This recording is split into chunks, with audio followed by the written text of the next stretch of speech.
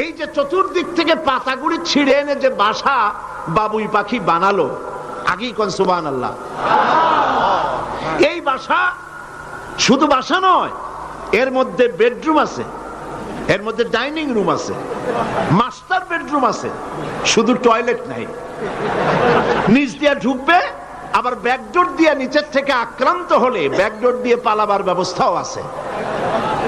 এই বাসার ভেতরে কোনো বিদ্যুৎ লাইন পিডিপি বা আরইবি কেউ লাইন দেয় নাই, ফলে বেচারা অন্ধকারে তারা স্বামী স্ত্রী কনজুগাল লাইফ লিড করবে কি করে।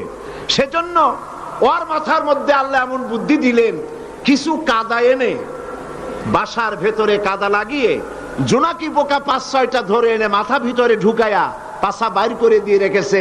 অটোমেটিক জিরো পাওয়ারের বাল্ব তৈরি হয়ে গেছে। আল্লাহু